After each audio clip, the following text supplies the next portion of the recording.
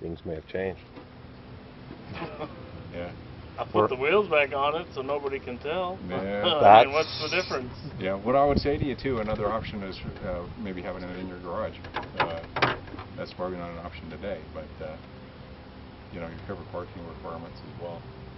Yeah, or change the law. It's called running that's for an mayor. option too. Yeah, It's called running for mayor. Hey, I don't oppose anybody. running for I mayor. lay it out there for you, and then you can, contact the planning division. Say, hey, I feel. They call it the junk vehicle law. Now, sometimes the vehicle's in perfect shape. People go away to Florida or wherever, or San Diego for the winter, or up north to the mountains or Wyoming. Yeah. They just leave the vehicle in the driveway, and then the registration lapses. They're out of code, and the guy next door's got a junker that's been sitting there for 10 years.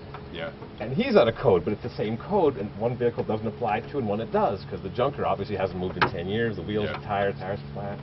Sure. And one guy just said, I went away to Florida, the vehicle's totally operable. Yeah, but the neighbor doesn't like it because there's cobwebs around the wheel. Yeah. And you can tell it hasn't moved, but there's nothing wrong with it. If I register it, then I got to pay for insurance. Yeah, or we got smog or whatever. Yeah. It can be a catch. It can't be a catch-22. No doubt about it. It applies to everybody equally. And the guy with the junker just scraps it. The guy with the nice car pays for registration and insurance when he's not home. Yeah. He says, why should I pay for that when I'm not around? The car loses. The law is a fool. I know. There's things that can be frustrating about it, but anyway, I've got a few more places to go. I'm coming through. What I'll do is I'll leave you a courtesy hanger. It'll be some information for you. And you can't disclose who made the complaint, because the complaint may be a trash complaint. It's a secret. You know that. It's confidential unless it needed to go to court. See, in some states or cities are obligated to release the information under Freedom of Information. It's 25 cents per photocopy. Yeah. And I went to court once, and the judge says, how'd you get that information? The woman was arrested with cocaine in her pocket. We had a complaint against a tenant. I said, I went to court and got a Freedom of Information. It cost me 50 cents for 2 sheets. Here they are. Yeah. And she looks to the cop beside her. She says, is that legal? Yeah. He says, yep. The judge didn't know that you're allowed getting information from the court, from the police, as long as you pay 25 cents per copy. Well, it sounds like you were going to court too. So. We took the person to court, but that wasn't the reason. We just wanted to have it there with us, so we could see that she had been arrested a month earlier for cocaine possession. Yeah. And the judge couldn't believe that we could see that information. The judge. Yeah. And we still got voted. We still got a case found against us. We have to give her money back. Long story. But sounds like a long story. Yeah, sorry. You've got work to do. Yeah. Okay. We got to try to get this thing started. Yeah. Good luck with so I can get on my vacation. Thank you. Yeah. Okay. Yeah, that's a pretty healthy exhaust you have on there. Yeah. So, you write the complaint right to the person. Yeah, that's a courtesy notice right there, just to inform you. Oh. Huh. And then we follow that up. You'll get a letter in the mail, and then I'll come back and I'll do a follow up. And then, are you typically home or? Well, usually at work. Just today's an off day, off Friday. Okay. Yeah, what I'll do is in about 2 weeks, I'll come back by, do another site visit, and if you have any issues where it might take you additional time or something like that, you can provide a written request for a time extension. You can just send it to City of Lompoc, 100 Civic Center Plaza, or you can hand deliver it if you'd prefer. So just to let you know. Okay. All right. Thanks for your time. Yeah. All right.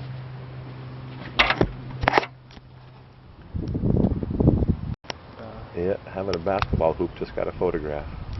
Gas Suburban. And having a piece of cardboard that's not a genuine fence, it's just a piece of cardboard. Well, it's not.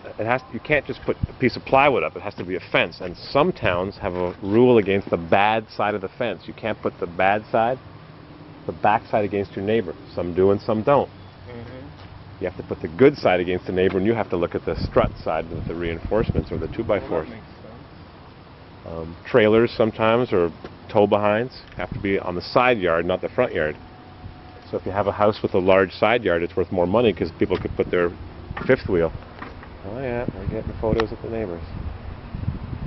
Yep, they're in trouble now. Jeez, all right, we got work to do here. Move that timing, that optical sensor a little bit more to the passenger side and see how it goes. All right, let's let the glow plugs glow. We'll try it again with the optical sensor moved a little more. Turbo Weezer. Crank her up!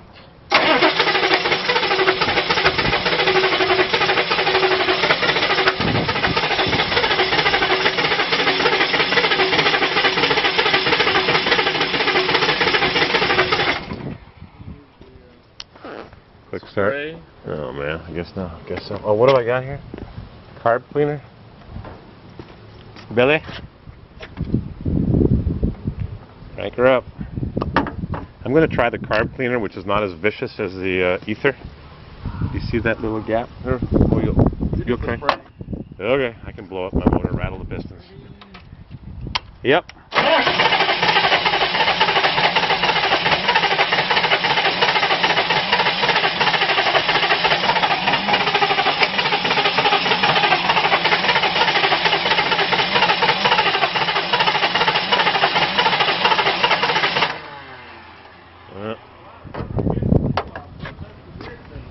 Yeah. It may need to clear some. Drop of grease. Camera. Action. I scraped this to death. If I brighten it up, fill it up with grease, hopefully it's not corroded on the inside.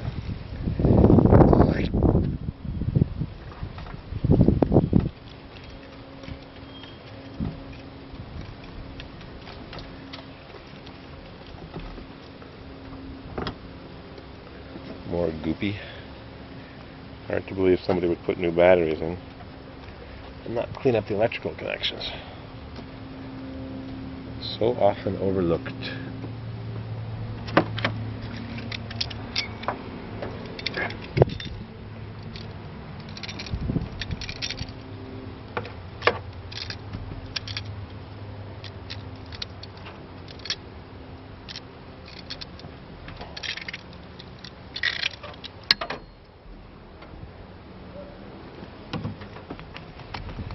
Just pop this baby back in like that. Set down the vice grips that you found in the junkyard. Put the connection back on the battery. So you have two batteries.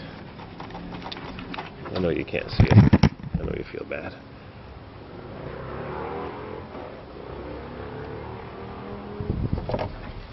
Grab the napkin from Subway, where we've been eating every second night for $5 a sandwich. My buddy gets the meat one, not for me. We don't do no stinking meat.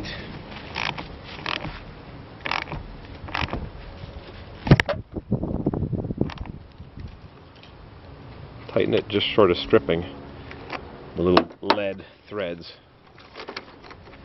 Twist it, make sure it's not budging.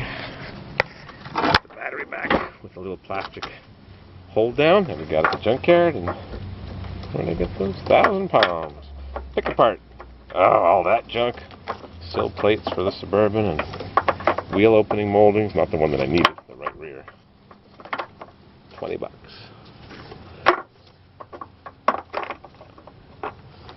Throw a bit of grease on the bolt and crank her down. We're going to try crank her up in a minute.